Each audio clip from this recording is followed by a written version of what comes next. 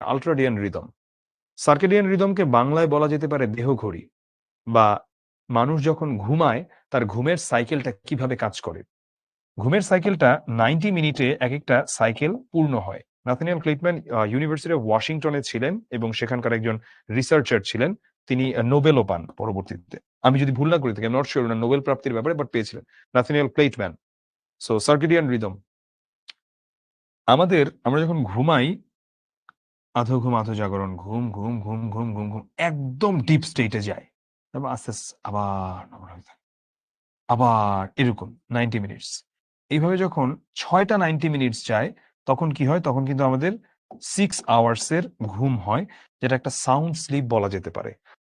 আমাদের কিন্তু অনেক সময় এমন হয় যে আমরা অনেকক্ষণ ঘুমাই, কিন্তু ঘুম থেকে ওঠার পরে একটা অবসাদগ্রস্ততা কাজ করে বা খুবই ক্লান্ত লাগে। তাহলে কি হইল না কেন?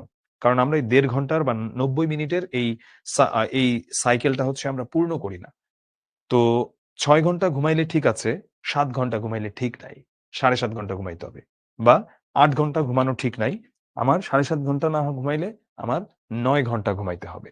সো এইভাবে আমাদের স্লিপ সাইকেলটা কাজ করে। ৯০ মিনিট, ৯০ মিনিট করে। এটা হচ্ছে সার্কেডিয়ান রিদম। এবারে তার আরো একটা আ একই রকম একটা গবেষণা আছে। সেটা হচ্ছে যখন আমরা জেগে থাকি, তখন আমাদের মনোযোগ দেবার ক্ষমতাটা কিভাবে কাজ করে। এটাকে বলে আল্ট্রাডিয়ান রিদম।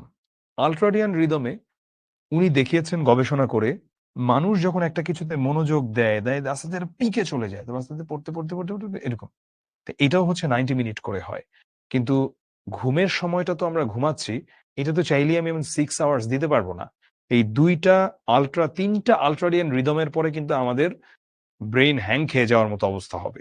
সো এক্ষেত্রে যেটা করব, আমরা আমাদের পড়ার ক্ষেত্রে অবশ্যই সকালে, রাত জেগে পড়া, এটা পড়ে অনেক স্টুডেন্ট। এটা কখনোই ভালো না। এটা হিউম্যান বডি এইভাবে ফাংশন করার জন্য বানায় নাই। রাত তো কাজ করার জন্য বানায় নাই। তাহলে আমরা রাতে কাজ করতাম, দিনে ঘুমাইতাম। কিডনির সমস্যা হবে, এই সমস্যা হবে, নানা সমস্যা হবে।